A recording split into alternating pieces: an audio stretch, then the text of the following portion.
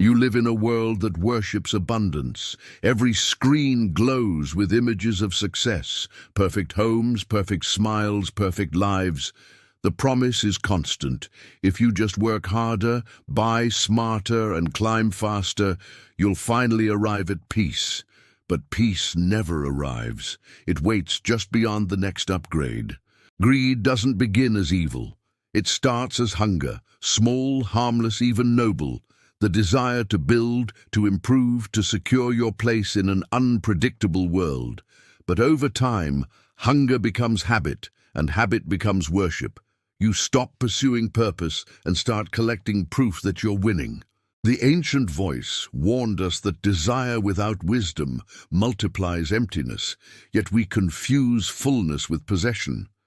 We believe that if our hands hold enough, our hearts will rest. But the truth is quieter. The more we hold, the heavier it becomes. Greed wears beautiful disguises. It speaks through ambition, discipline, progress.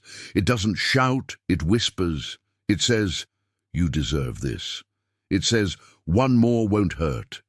And before you know it, the pursuit of more has replaced the pursuit of meaning. The irony of greed is that it doesn't make you rich, it makes you desperate.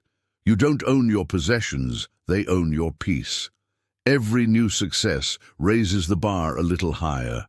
Every milestone becomes a new minimum. Contentment becomes a rumor you once believed in. The modern world calls this hustle, drive, achievement, but the ancients called it slavery, because when your worth depends on what you acquire, you will never have enough to feel free. Look around. We're drowning in abundance but starving for satisfaction. We have more comfort than any generation before us, yet more anxiety, more comparison, more loneliness. We've gained the world and lost our souls in the transaction. You see it in your own heart. The constant itch for the next thing, the phone upgrade, the promotion, the validation, the illusion that peace can be bought, delivered, and unboxed. But every purchase fades, leaving the same question echoing inside. When is it enough? The answer never arrives because greed doesn't know how to stop. It only knows how to want. It teaches you to measure your life by numbers that never end, the cruel mathematics of discontent. And so the cycle continues. You chase what glitters, and it leads you deeper into darkness, because the poverty of greed is not the lack of wealth. It's the absence of rest.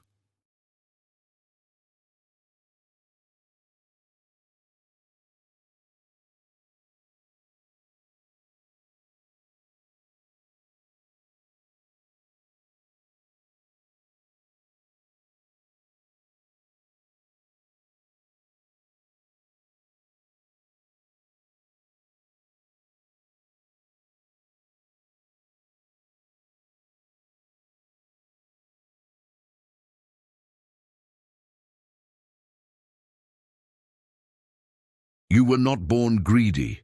You were born longing for meaning, safety, belonging. Greed is what happens when those longings lose direction, when love turns inward and becomes obsession, when provision turns into possession. The heart's appetite is infinite, and that's the danger. It can devour everything, time, relationships, joy, in the name of more. You can be surrounded by abundance and still feel barren.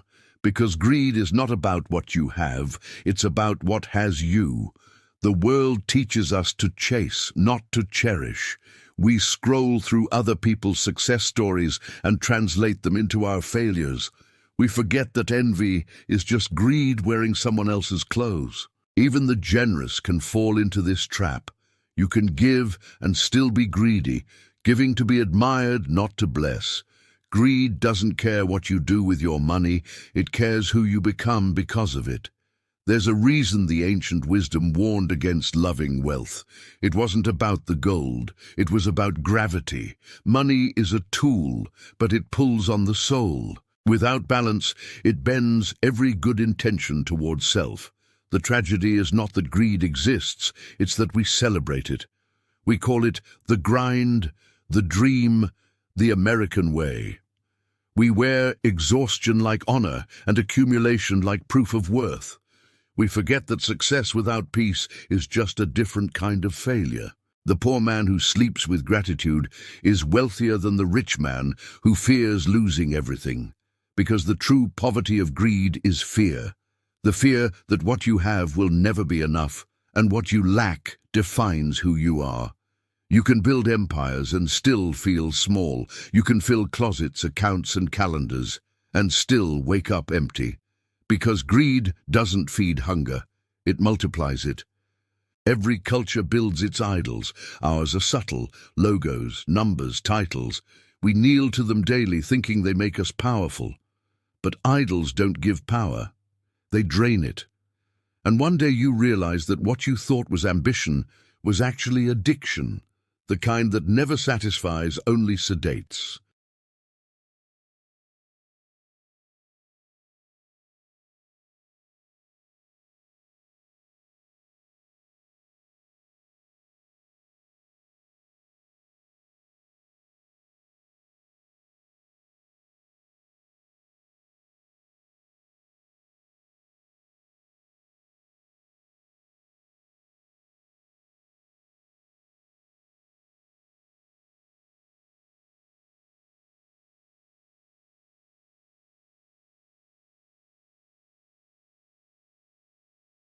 The world celebrates the fast. Quick thinkers, quick earners, quick results. But beneath that applause lies a truth few will admit. Speed is a new form of slavery. You become chained not by others, but by your own expectations. The whip is internal now.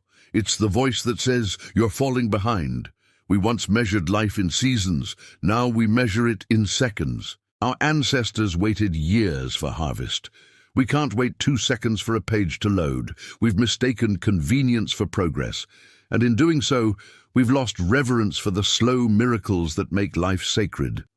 Hurry doesn't just rob your time, it deforms your soul. It makes you forget how to listen, how to linger, how to love without agenda. It breeds restlessness that no success can soothe. You arrive everywhere, but never feel at home. The more you hurry, the less you trust. You stop believing that good things can unfold without your interference. You start to act like the architect of destiny, not its steward. And in that illusion of control, peace becomes impossible. The ancients would have called this idolatry, worshipping movement instead of meaning. Our modern temples are filled with the noise of productivity, but empty of presence. We pray for blessings, yet treat stillness as waste. Hurry keeps you busy enough to avoid reflection. Because if you ever slowed down long enough to listen, you might hear the truth, that the things you chase are not the things you need. That motion has replaced direction. That activity has replaced purpose. The greatest tragedies in history didn't happen because people stopped. They happened because people couldn't stop. Armies marched too soon, leaders acted too fast, hearts spoke before wisdom could catch up. The cost of hurry has always been blood, sometimes literal, sometimes emotional. Patience, then, is not simply waiting, it is resistance, a rebellion against a culture addicted to speed. To wait with peace is to declare, "I am no longer owned by urgency." That is freedom in its purest form. You start to sense that maybe your delays weren't mistakes. Maybe every closed door was protection. Maybe every slow season was training. What if the time you thought you lost was actually the time you were being built? And when that realization settles, you understand. God's timing isn't slow, it's perfect. It's your impatience that made it feel delayed. Freedom begins when you start counting differently, not dollars, but blessings. Not followers, but moments. Not possessions, but peace. The rich man is not the one who has the most, but the one who needs the least. You begin to see the beauty of enough, the dignity of simplicity, the quiet miracle of sufficiency, the kind that money can't multiply. Gratitude becomes wealth that no thief can steal. You open your hands and discover they still hold more than enough. The air you breathe, the people who love you, the sunrise that costs nothing. These are the treasures greed made you overlook. The act of generosity breaks greed's spell. Every time you give, you weaken its hold. Giving reorders your heart. It teaches you that possession is temporary, but purpose is eternal. True prosperity is not measured in accumulation, but in alignment. When what you have matches who you are, when resources serve values, not the other way around, when money becomes a servant again, not a master. The wise never feared wealth, they feared worship. They knew that riches are safest in the hands of those who no longer need them to feel whole. Because greed loses power the moment you stop needing more. You begin to live slower, lighter.